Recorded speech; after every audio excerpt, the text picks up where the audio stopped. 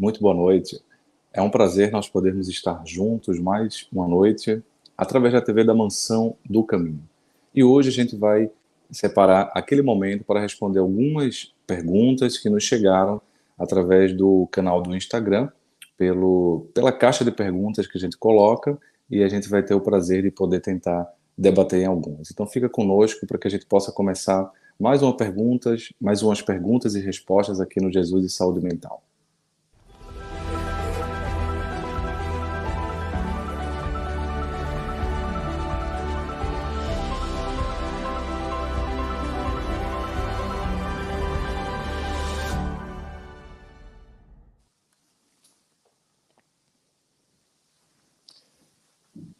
Uma pergunta muito pertinente, que de certa forma é recorrente, é frequente. É sobre alguém que tem depressão, vamos supor. A pergunta especificamente fala sobre alguém com depressão e que se sabe de um processo obsessivo que essa pessoa estava passando durante a depressão dela. Então, pela pergunta, o cenário que se desenha não é que fosse, digamos assim, obsessão como a única, o único quadro, entende? Então, tinha uma depressão que estava sendo tratada do ponto de vista da psiquiatria, do ponto de vista da terapia. Os aspectos biológicos, portanto, e os aspectos psicológicos estavam sendo tratados, mas, além disso, a pessoa espírita também procurou ajuda na casa espírita e percebeu-se que tinha ali um processo obsessivo. E aí a questão que se coloca é possível revelar, né, que existe o processo obsessivo para a pessoa que está passando por um quadro depressivo? Ou a pergunta amplia, né, numa outra questão que se desdobra. Além de ser possível, é benéfico? E aí tem um terceiro desdobramento da pergunta, né, que a pessoa fez. Vamos pensar, Léo, que não seja na hora, mas, por exemplo, depois. Eu imagino que tenha sido um familiar da pessoa, pelo que a pessoa colocou. Na hora que ela estava com a depressão, tudo bem, ninguém falou, mas e depois? Pode ser revelado o processo obsessivo para ela? Isso vai ser benéfico ou não? Olha só, primeiro acho que é importante essa explicação que a pessoa coloca, que a gente muitas vezes, quando pensa numa explicação espiritista para as questões da saúde mental, a gente muitas vezes pensa como algo excludente. É obsessão ou é transtorno mental, sabe? Como se fosse uma coisa ou outra. Mas o que a gente tem visto, né, do ponto de vista de, de prática mesmo, sabe? Tendo contato em reuniões mediúnicas, a gente vai vendo uma somação de fatores. E também a gente vai vendo as literaturas espíritas bem embasadas, colocando, assim, a obsessão sendo um fator. Então, o quadro clínico é depressivo. Então, está lá a depressão instalada. Agora, essa depressão instalada, você pode ter alguns fatores que estão envolvidos. Um fator biológico, que quando a gente fala de fator biológico, a gente está falando de questões reencarnatórias, sobretudo, né? A gente está falando de questões que passam para o corpo através do perispírito e às vezes por meio da genética. Então vem uma predisposição genética, são os fatores predisponentes. Só que para uma depressão se instalar, você tem os fatores desencadeantes. Esses são termos técnicos, tá? Então você precisa, como se fala assim, da gota d'água. Então a pessoa tem uma predisposição, essa predisposição fala de um aspecto genético. Se a gente está pensando de um ponto de vista espírita, a gente está pensando em questões reencarnatórias. Se a gente estiver pensando em outras questões, por exemplo, na linguagem budista ou na linguagem hinduísta, essas questões reencarnatórias seriam as questões kármicas, né? As questões que vêm de uma existência para outra através do registro perispiritual. Bem, o fator desencadeante, que é o fator que dá o gatilho, que é a gota d'água, são os eventos que acontecem na vida, eventos de estresse, não necessariamente um trauma gigantesco, mas pode ser um acúmulo de estresse que então precipita. Esses fatores precipitantes, né, esses fatores desencadeadores, eles falam, portanto, dessa associação genética junto com ambiente. E tem um outro tipo de fator, que é um fator mantenedor. Às vezes, aquele fator desencadeante, aquele estresse, ele não está só no passado, ele se mantém na vida da pessoa. Então, ele deixa de ser um fator apenas desencadeador e passa a ser um fator que mantém a depressão, ou seja, que contribui para a manutenção. Em a pessoa tendo o arcabouço biológico, a facilidade biológica, a predisposição biológica para ter a depressão, vem o fator gatilho e às vezes esse fator gatilho se mantém. E aí esse fator gatilho que se mantém, a gente pode pensar em fatores ambientais, estresses ambientais que continuam, que se perpetuam. É possível, mas é possível também, e aí a gente encontra mais, posturas mentais, hábitos, né? Maneiras de pensar, maneiras de ser, maneiras de se comportar, que às vezes acabam contribuindo para a manutenção. Então veja aí que eu estou tentando didaticamente juntar aí 3 fatores biológicos, fatores ambientais e fatores, digamos, psicológicos, a postura mental da pessoa. Tudo isso se somando para gerar um quadro depressivo. Então, quando a gente pensa do ponto de vista do porquê alguém tem depressão, e se a gente considera o fator espírita, a gente precisa pensar na somação de fatores e não na simplificação de fatores. Porque, por exemplo, vamos pensar um processo obsessivo, como colocado na questão. Para a obsessão se instalar, você muitas vezes tem o quê? Questões reencarnatórias, não necessariamente biológicas, cerebrais, marcadamente falando, mas aquele obsessor que está ali obsediando fulano, muitas vezes são inimigos de quê? De outras reencarnações. Olha aí a questão reencarnatória se vinculando à questão obsessiva como sendo um fator de predisposição. Ou seja, aquela intriga, aquela desavença, aquela encrenca que a gente tem no passado é o fator predisponente, né? O fator que facilita esse processo obsessivo chegar a partir de um gatilho. O gatilho pode ser um fator de estresse da nossa vida, que gera uma raiva muito grande, um ódio muito grande, ou um desequilíbrio do ponto de vista de comportamentos, e aí a obsessão se instala. E às vezes a obsessão se instala e não sai, porque o fator que está mantendo a obsessão é tanto a atmosfera do obsessor, a atmosfera mental do obsessor, mas também a atmosfera mental do obsediado. Então, é a postura mental, o fator mantenedor. Portanto, a visão espírita deixa de ser uma visão que ou é obsessão ou é depressão, ou é obsessão ou é crise de pânico, entende? E passa a ser um fator que se completa para a gente poder pensar em fator predisponente, fator desencadeador e fator mantenedor, levando em conta não só aspectos biológicos desta existência, não só aspectos psicológicos, pensando do ponto de vista materialista, ou seja, sem levar em conta o espiritual, mas levando também em conta o espiritual. Então, acho que esse é um ponto importante que a pessoa, na própria pergunta, me dá a oportunidade de, mais uma vez, reafirmar com um exemplo que ela coloca. Veja, na fase aguda de uma depressão, a pessoa geralmente está muito fragilizada. Às vezes, na fase aguda da depressão, ela está tão fragilizada, ou o pensamento dela está tão alterado, por exemplo, tão lentificado, que até mesmo uma terapia psicológica não consegue ter muita eficácia naquele momento. É preciso fazer um tratamento mais medicamentoso, médico, né, uma coisa mais biológica, para mudar a química cerebral, ajudar a ela a sair daquele quadro agudo, é como alguém que estivesse infartando e chegasse na emergência, e você precisa, naquele momento, resgatar a pessoa. Então, o tratamento da medicina, né, o tratamento psicofarmacológico, é como se fosse o resgate para sair da fase mais aguda.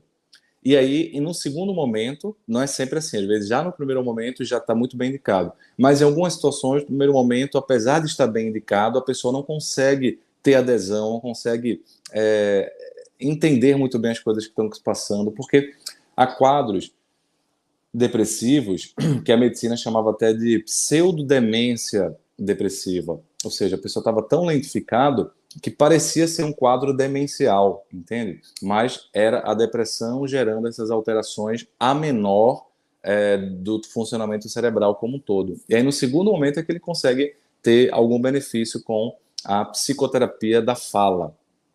Então, pegando esse mesmo exemplo de fragilidade, em geral, não é tão adequado, ou recomendado ou terapêutico que na fase aguda, uma pessoa que está tão fragilizada, ela também fique sabendo dessas questões, sabe? Por quê? O que é que eu já vi? Às vezes a pessoa ela fica com um medo ainda maior, porque ela se sente como se fosse meio que vigiada. De outras vezes, ela está tão fragilizada de emoções de forma turbilhonada no interior dela, que quando ela sabe desse fator de forma patente, assim, visível, ela pode até ficar com muita raiva, com muito ódio, do tipo, se sentindo injustiçada por causa desse processo de perseguição. Porque ela está muito mexida, entende? Ela já está com mais facilidade de sentir raiva, com mais facilidade de sentir tristeza, de sentir ansiedade.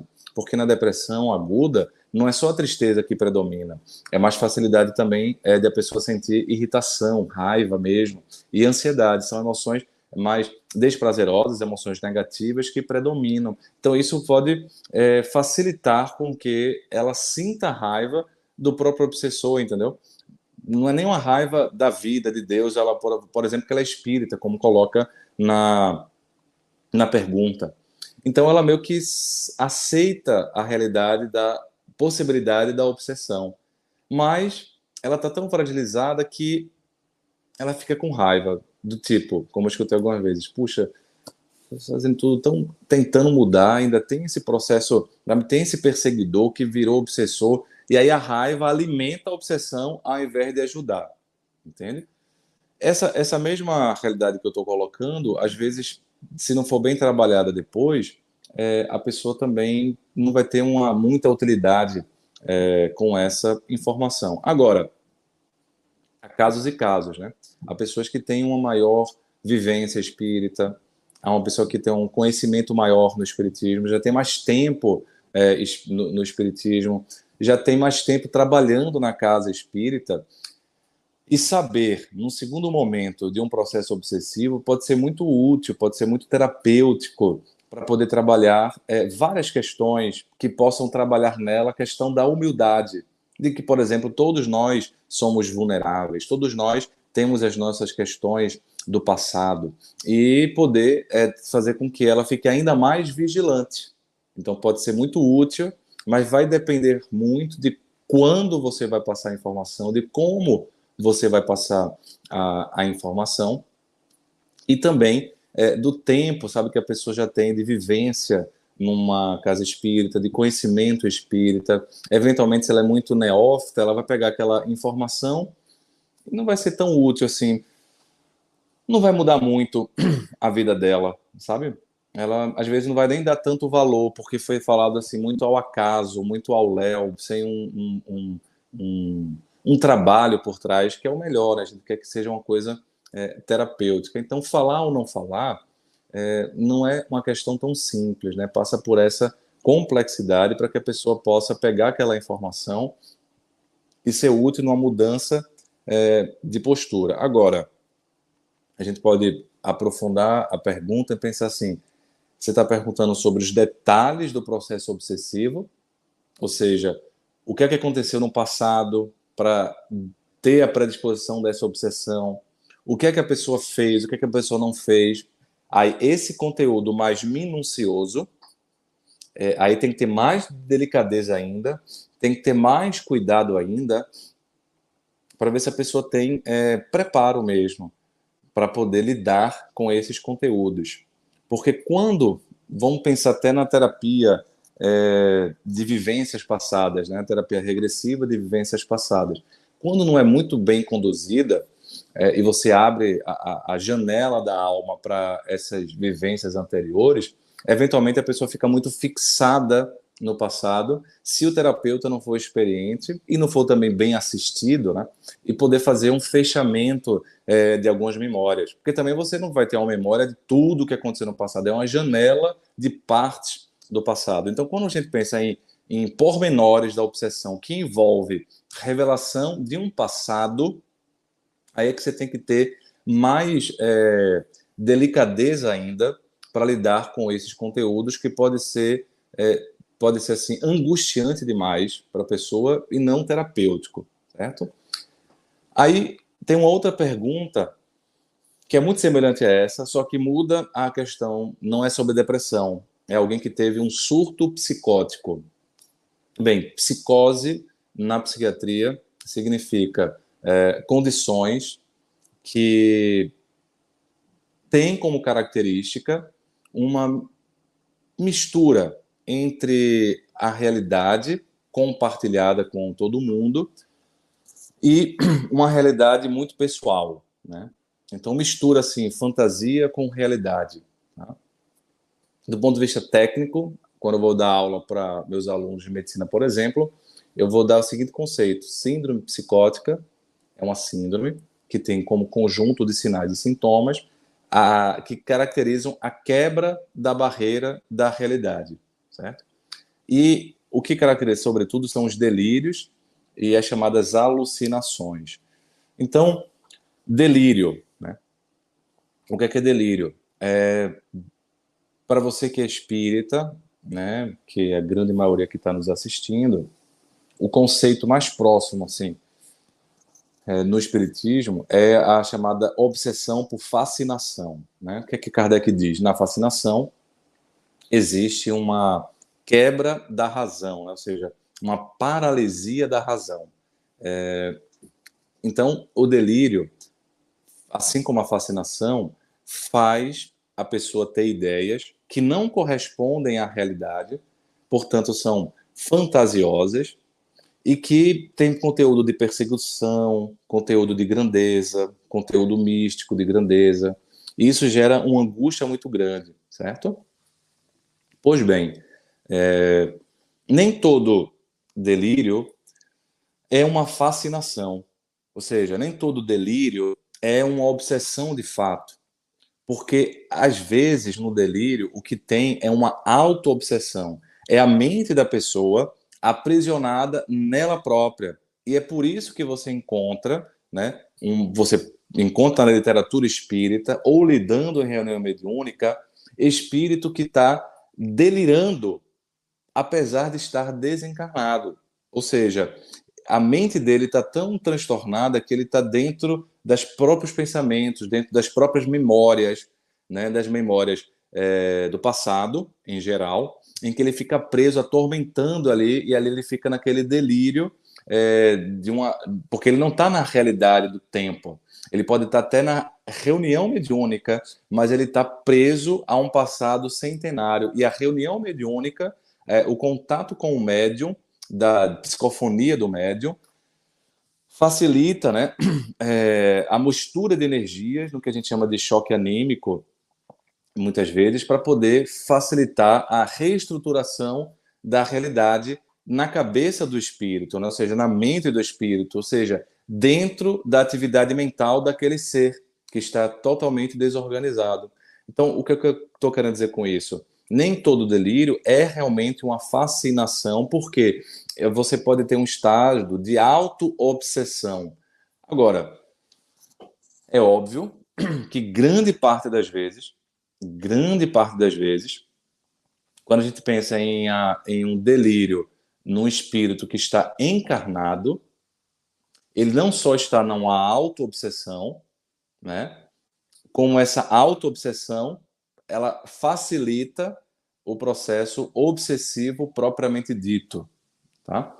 Mas veja a mistura mais uma vez, né? Essa auto-obsessão, ela teria uma ligação até muito intensa com as mudanças químicas, né? Porque é a própria mente da pessoa aprisionada ou aprisionando ela mesma.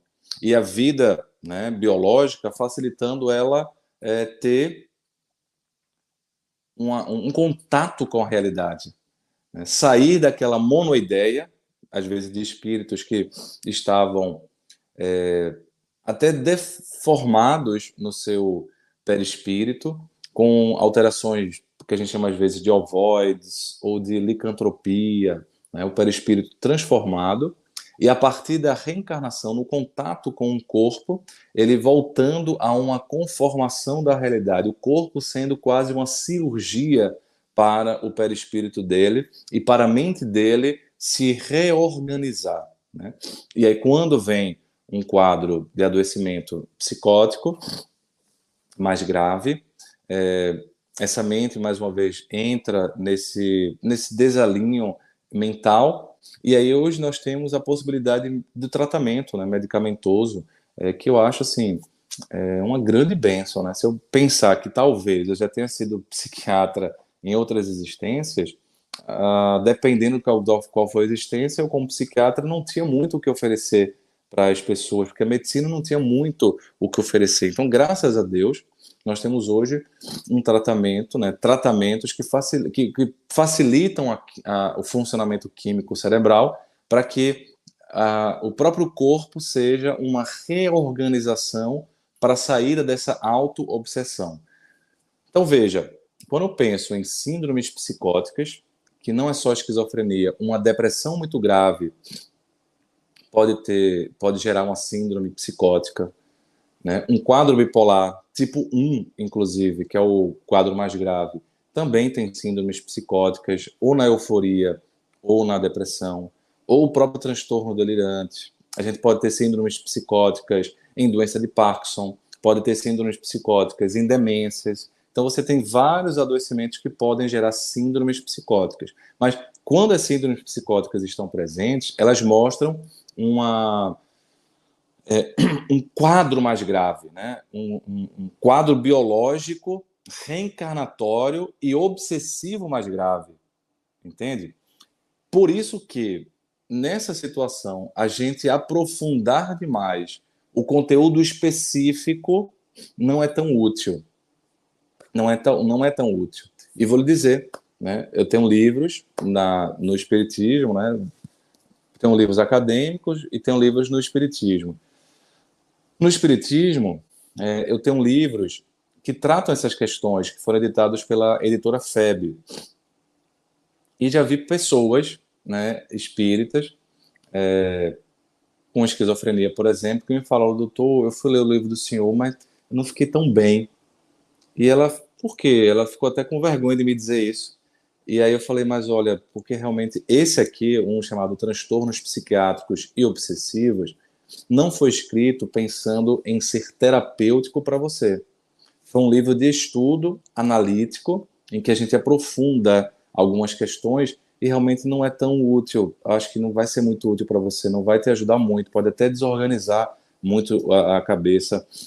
Eu recomendo esse outro aqui, olha. Aí dei para ela Vida Saudável e Feliz, que já foi escrito com essa perspectiva terapêutica, que a leitura pudesse ser útil. O que é que eu estou querendo dizer? Às vezes, um estudo muito aprofundado de questões tão complexas que a pessoa está passando e tem esse quadro psicótico, mais bagunça a mente da pessoa, sabe? Confunde, e estou dizendo, até minha leitura, até o que eu escrevi, e já tive esse contato da pessoa me dizendo do que ajuda.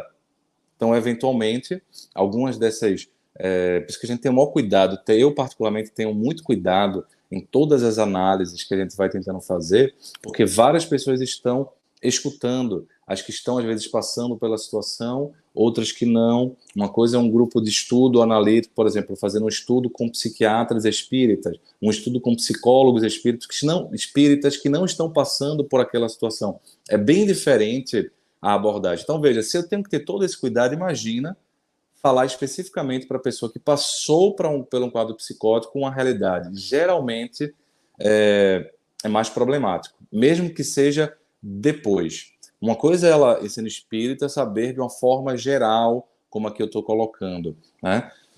De uma forma genérica. Outra coisa é ela saber especificamente. Muitas vezes desorganiza um pouco ou um muito, a depender da situação. Como uma pessoa com esquizofrenia, que também tinha mediunidade, porque eu tenho, você tem, né? Eu tenho no grau maior, eu tenho no grau menor, ou seja, tem várias gradações da mediunidade, mas todos que sentimos num grau qualquer, né? A influência dos espíritos, somos, por conceito, médios. Tem lá em O Livro dos Médios, Allan Kardec. Agora, é a mediunidade lato sensu. Só que, ordinariamente, a mediunidade estrito sensu, a gente acaba dizendo que médios são aqueles que o fenômeno acontece de uma certa magnitude, com uma certa frequência, que produzem algo mais intensamente, né? Seria o médio que a gente fala às vezes ostensivo.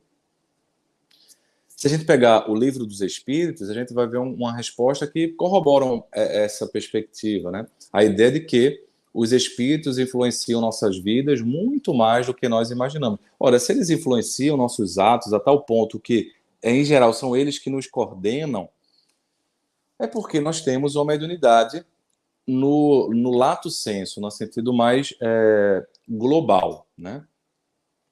Então, essa pessoa com esquizofrenia também tinha um lado mediúnico, e aí ela foi para um centro espírita que não era tão assim experiente, né? Era um centro espírita mais recente, de idade, os próprios trabalhadores eram mais recentes, tinham até uma boa vontade, mas certamente não tinham experiência.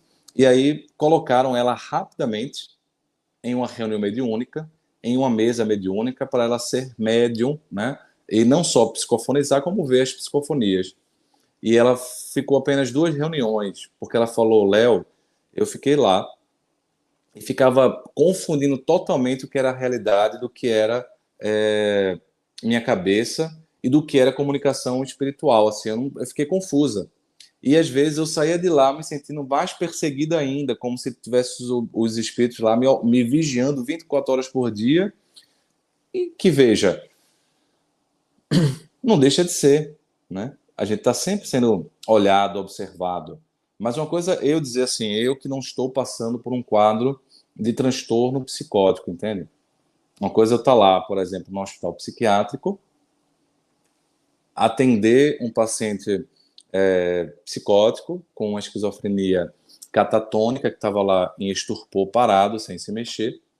E nesse atendimento eu percebo claramente a energia espiritual pesada, né, negativa, e essa sensação ficou com uma sensação física, eu fiquei arrepiado, como se fosse não só arrepiado, como também uma certa dormência no braço. Isso ficou o dia inteiro.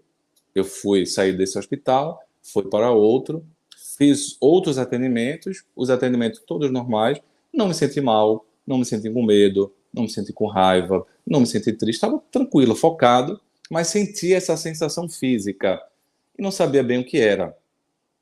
De noite, tinha a reunião mediúnica, que na época eu coordenava, e então eu fui colocar alguns nomes, né, na reunião mediúnica para fazer o processo de desobsessão, como a gente fala. Antes desses nomes de serem colocados, né, um dos médios perguntou se podia dar passividade ali para que viesse a comunicação. A gente, então, no momento adequado, aconteceu a comunicação, e a comunicação foi muito curiosa, porque o médium não sabia que eu tinha sentido essas sensações físicas. E o espírito relatou que me acompanhou ao longo do dia, que ele não estava sabendo muito bem por quê, né, mas que ele tinha ficado ali. E depois o benfeitor, né, explicou que as sensações físicas que eu tinha sentido eram a percepção espiritual mediúnica desse espírito, que eu estava tendo desse espírito, das energias desse espírito, e que ele tinha ficado ali, que ele, com o benfeitor, tinha feito toda a proteção para que ele pudesse ser ajudado. Então ele passou o dia inteiro comigo, né? E eu passei o dia inteiro com ele, percebendo as energias dele, para que ele pudesse ser ajudado não só com os atendimentos ali, eu falando, né? O que eu falava para uma pessoa, ele acabava escutando, acabava sendo útil para ele, como também, como o benfeitor falou, ele é um espírito que está muito desacreditado, decepcionado desde séculos nas pessoas, nos seres humanos. Então, a oportunidade que a gente teve foi ao mesmo tempo de você o ajudar, de ele ver que existe a possibilidade de tentar fazer o bem. Isso deixou ele confuso. Mas o que eu achei interessante na comunicação dessa reunião é que os dois médios, né, não sabiam que eu estava me sentindo dessa forma fisicamente falando, e os dois deram essa comunicação que, por isso, me pareceu bastante autêntica. E me chama a atenção para essa perspectiva que eu estou dizendo. Veja, eu não tenho esquizofrenia, eu não tenho transtorno bipolar, não tenho doenças que a gente chama de transtornos psicóticos, né? Eu não me senti vigiado, mas às vezes eu estava ali numa companhia o dia todo. Então é natural que quando a gente trabalha na reunião mediúnica, a gente fique sendo acompanhado pelos espíritos do bem, que vão nos intuir, mas eventualmente por espíritos que estão numa faixa de vibração perturbada, que não necessariamente vão nos perturbar, vão ser beneficiados. Mas dependendo do estado emocional que a gente esteja, essa percepção pode gerar um medo muito grande, entende? Então, essa pessoa, ela ficou assim, eu fiquei com muito mais medo, me sentindo perseguida, porque ela devia estar realmente com algum espírito ali, porque estava começando a trabalhar, e aquilo foi desorganizador. Então, ela quer que eu perguntei, o que você fez? Eu saí da reunião, eu disse que não podia participar, e eu achei ela super sensata, né? Ela conhece o espiritismo de forma geral, sabe ler há muito tempo, tem esquizofrenia, e achei que ela foi muito bom senso, né? Mas mais bom senso do que os dirigentes da reunião mediúnica que colocaram ela ali numa exposição energética, numa exposição psicológica. Então, revelar algumas coisas ou colocar as pessoas em algumas situações, às vezes a gente faz, enquanto trabalhador espírita, com boa vontade, querendo ajudar, porque afinal a gente aprendeu que o trabalho dignifica o ser, que o trabalho faz com que a gente possa fazer o bem, mas nem sempre essa boa vontade acaba sendo útil para as pessoas, entende? Porque a gente às vezes pode colocar elas em situações difíceis que elas não estão preparadas para lidar. Então, nem sempre as portas que se abrem deviam se abrir naquele momento. Às vezes, as portas que se fecham são um presente de Deus para que a gente mantenha o nosso equilíbrio emocional. E aí vale a pena a reflexão. Ampliando um pouco a pergunta, né? Agradeçamos não só as portas que se abrem, agradeçamos as portas que se fecham, porque às vezes é uma proteção divina que vem de uma maneira equilibrada, nessa perspectiva que a gente está tentando conversar, às vezes não, de uma maneira desequilibrada, né, pelo outro. Mas, graças a Deus, não era o teu momento. Eu, particularmente, faço isso na minha vida. Né? Eu aprendi a fazer isso. Trabalhando na doutrina espírita desde 13 anos de idade, eu imaginava anteriormente que algumas portas se abririam e elas nunca se abriram, a não ser muitos anos depois, e outras nunca se abriram. E eu agradeci as portas que foram fechadas, até de trabalhos, né? De espaços, porque eu fui entendendo que tudo tem o seu tempo, né? Como diz o Eclesiastes, tudo tem o seu tempo. E todas as coisas debaixo do céu têm o seu propósito, o seu tempo de acontecer, o seu tempo de florescer. Se o momento nos abre a porta para uma doença emocional ou uma doença clínica, outra, é muito difícil passar por isso. Não é bom. Por isso que Deus colocou, através da medicina, né, ajudas para que a gente possa passar pelos processos expiatórios de uma maneira mais suave. E não só de uma maneira suave, para que a gente possa passar por eles. Porque senão a gente não conseguiria, às vezes, passar por tanta coisa, né, que a gente consegue hoje em dia passar. Nossa vida, do ponto de vista cronológico, é maior. Então, a gente, durante uma existência, tem a oportunidade de passar por muito mais coisa do que a gente certamente passava em existências anteriores, do ponto de vista de quantidade. Então, tudo isso fala da ajuda que Deus nos dá através de vários sirineus, né, que passam pelo nosso caminho. Então, se a vida nos apresenta com um adoecimento, é muito difícil, é muito doloroso. As encrencas da vida são muito dolorosas e às vezes vem tudo junto. A gente acha que não vai ter forças, mas tem mais força do que você imagina, né? Você, eu, temos mais forças do que nós imaginamos. E eventualmente essas forças, elas não são comunicadas a partir de revelações muito claras que um médium vai dizer para você ou que uma casa espírita vai dizer para você. Às vezes são através de livros. Quantas vezes comunicações lindíssimas chegaram até a mim, eu abrindo ali Pão Nosso, orando para que naquela leitura viesse uma mensagem que pudesse calar fundo no meu ser, né? Então temos aí uma quantidade enorme de comunicações publicadas por médios sérios, né, que podem nos ajudar a dar o norte e não necessariamente revelações tão específicas que às vezes vão desnortear o nosso equilíbrio, desnortear a nossa mente. Nessa perspectiva, eu queria encerrar o nosso programa com uma última questão, né? Essa questão, essas duas aí foram tão importantes que eu mantive. Foram praticamente 4 perguntas, né, que se misturaram aí e eu quis fazer hoje. Agora tem uma outra que as pessoas me perguntam muito, que é a questão chamada neurodivergência. E aí eu juntei todas essas perguntas e vou tentar dar uma resposta única, tá? É a pergunta assim: por que a gente tem visto tanto, Léo,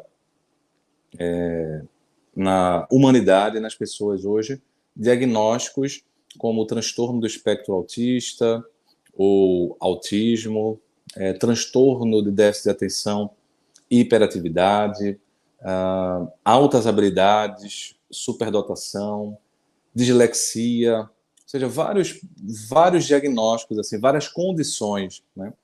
E que parece que tem crescido, especialmente o TDAH, né, ou o transtorno de déficit de atenção e hiperatividade, que às vezes é só TDA, né, transtorno de déficit de atenção, às vezes é mais a hiperatividade, mas a gente dá o TDAH de maneira global, e o autismo, por exemplo. E às vezes na mesma pessoa, porque não é incomum você ter uma pessoa com autismo ou do espectro autista e ter TDAH. E a gente tem visto um aumento dos números, né, dos diagnósticos, mas não é de agora, assim, que eu falo de agora, do último ano, desse ano agora, 2023. O que tem acontecido é que passou-se muitos diagnósticos batidos, sabe? E aí essas crianças cresceram, são adultos jovens, muitos deles, hoje, e tiveram ou têm quadros depressivos, depressões resistentes ao tratamento, porque o tratamento medicamentoso ajudou, mas ele não conseguia se entender por completo, né? E aí o diagnóstico ajuda a fazer com que ele se entenda. O que eu acho interessante a gente pensar? Até se fala de uma neurodivergência, porque esse nome eu acho muito adequado, neurodivergência, porque a gente tem os chamados neurotípicos, que têm um funcionamento cerebral, cognitivo habitual, né, o mais comum, e tem outros que divergem da maioria, digamos assim. Então seriam os neurodivergentes. E aí TDAH, né, e autismo seriam os dois grandes diagnósticos que até se questiona, não são bem doenças, são neurodivergências, ou seja, são um jeito de funcionar diferente, não habitual, e não necessariamente algo patológico por si. O autismo, como eu já falei algumas vezes, você tem que ver o grau, né? Assim, tem autismos que você tem um impacto comportamental muito grande, tem um impacto na funcionalidade muito grande. TDAH, a mesma coisa, né? Vamos pensar naquele que tem um impacto que é menor, mas que não significa que não tenha impacto e que não gere sofrimento. Por isso que até se mudou o termo, né? Na minha época de residente de psiquiatria, se falava de autismo de alto funcionamento ou autismo leve, se falava-se de Asperger, e os termos foram mudando porque às vezes autismo leve parece que assim leve não traz problema, entende? Como se fosse diminuir o sofrimento das pessoas. Então se tem que se mudar do nome, e aí acho interessante essa questão da neurodivergência. Aí a pessoa vai tocando a sua vida, vai vivenciando, vai funcionando. Pois bem, o que é que eu gostaria de pensar de duas mensagens que talvez aí possam levantar alguma luz espiritual, né? Reencarnatória. Uma mensagem de A Gênese, em que você tem a mensagem A Geração Nova. A cada espírito que se reencarna, um espírito mais adiantado do ponto de vista intelectual chegará. E as coisas vão se transformando. Veja, a intelectualidade aumentada, né? Mas não significa que todos são espíritos que tenham uma moralidade, uma espiritualidade mais elevada, ou seja, são espíritos como um todo mais evoluídos. Não, tem uma característica de inteligência. E é interessante que a gente está vendo aumentando também essa questão de altas habilidades, que era uma coisa que eu, como residente de psiquiatria, praticamente nem li para falar. E nos últimos tempos tem se falado muito, tem se visto muito pessoas com altas habilidades ou habilidades excepcionais, no sentido de ser fora do comum. E muitas vezes você tem altas habilidades dentro também do espectro. E você pode ter pessoas que têm tudo junto, né? Tem um espectro autista, tem um TDAH, ou são do espectro autista, são TDAH, pensando na neurodivergência, tem altas habilidades, ou seja, mostra um funcionamento intelectual diferente, que até por ter altas habilidades, né, você vê ali uma característica de adiantamento intelectual. Né? Não é à toa que você tem aí, ao longo da história da ciência, alguns cientistas que eram também do espectro autista, que eram neurodivergentes, entende? Pensavam de uma maneira diferente, funcionamento intelectual de uma maneira diferente. Então, outra coisa, né, às vezes é um diagnóstico diferencial. Às vezes a pessoa pensa que é autismo e não é. É apenas, entre aspas, apenas altas habilidades. A pessoa pensa que é TDAH, mas não, tem altas habilidades. Tem alguns sintomas de desatenção, mas na verdade tem altas habilidades. Então, tem crescido muito e provavelmente daqui a 10 anos a gente vai ter mais informações científicas sobre esses conceitos. Certamente os nomes vão mudar conforme a neuroimagem aumentar, conforme exames genéticos aumentarem também, né? A gente vai mudar a perspectiva, mas eu fico pensando, sabe? Ali a ideia da geração nova, de espíritos que se reencarnam com uma habilidade cognitiva diferente e que a gente vai então entendendo por que tantas pessoas vão tendo altas habilidades, quer seja ou não neurodivergentes, sabe? Mas vão tendo altas, quer seja ou não do espectro autista ou TDAH. Nesse sentido, eu não posso deixar de lembrar de uma comunicação, né, de um livro que causou muita polêmica, porque quando uma mensagem ela vem por um médium e não vem por outras, é natural que cause uma polêmica no sentido, será que é mesmo? Por mais credibilidade que o médium tenha.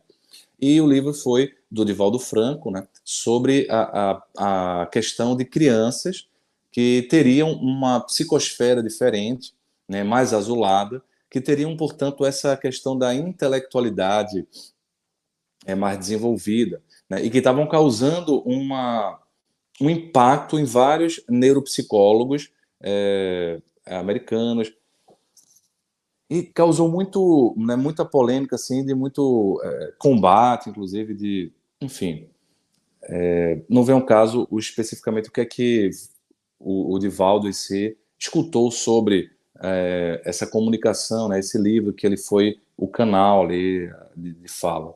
Mas muitas vezes a gente tem que esperar o tempo, né? E o que eu acho interessante, vendo, né, como psiquiatra, ao longo desses anos, é que, olha, algumas informações ali que tem no livro do Divaldo ou na palestra dele, a gente está vendo claramente como clínico, como psiquiatra nas pessoas. Assim, o número de pessoas com neurodivergência muito maior. E pessoas que não necessariamente têm um adoecimento, mas pessoas que funcionam diferente. E pessoas, às vezes, que têm altas habilidades mesmo, sabe? Não são gênios, assim, porque a gente pensa em alta habilidade, pensa logo no Mozart. Ali é a exceção da exceção. Né? Você tem altas habilidades em outros aspectos. E isso está aumentando o número. Está aumentando claramente, assim, quem vai fazer psiquiatra, quem for psiquiatra hoje, que fosse formar em psiquiatra, vai ler sobre esses assuntos muito mais do que eu li quando era estudante de medicina, quando era residente.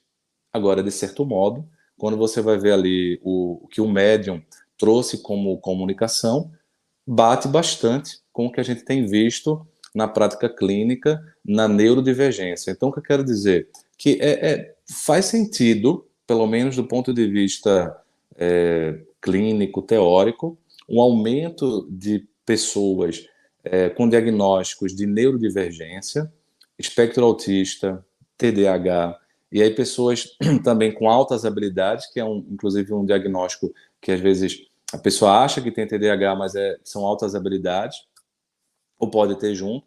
E essa ideia de que os espíritos estão cada vez reencarnando de uma maneira diferente, mais inteligentes, né? Com a inteligência mais aguçada, e que essa inteligência mais aguçada precisa de uma orientação, de um norte, para que esses seres, né?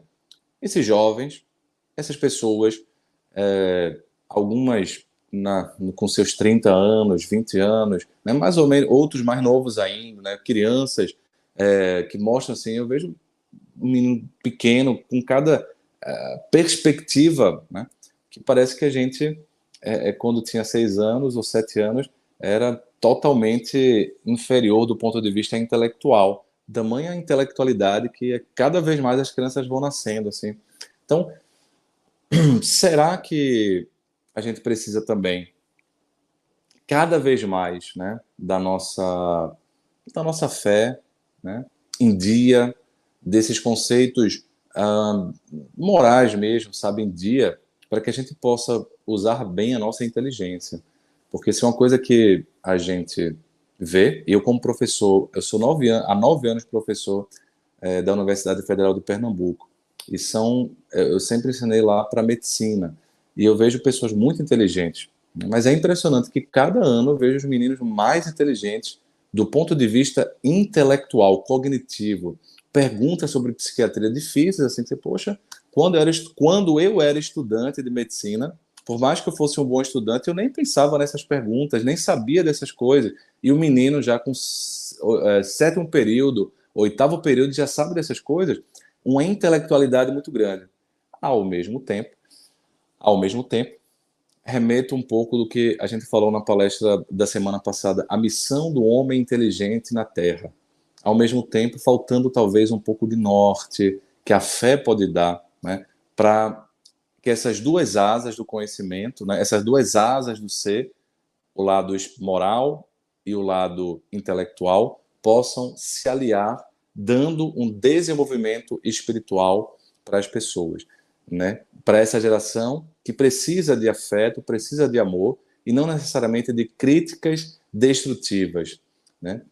Dessa geração que precisa de amparo e não de desamparo, dessa geração que precisa de acolhimento e não de mais assim pedras, né, para que as gerações possam se comunicar e construir um mundo em paz. São reflexões, tá? São ponderações que eu particularmente tenho percebido, feito, conheci o livro na época, conheci a palestra na época e fui esperando as coisas acontecerem e tenho visto, né, um aumento do número, de fato, de diagnósticos, e não só diagnósticos que são errados, mas de pessoas mesmo, porque como psiquiatra, como clínica, eu vejo, né? Então não é só o que eu leio nas matérias, é o que eu vejo, de fato, mais pessoas, né?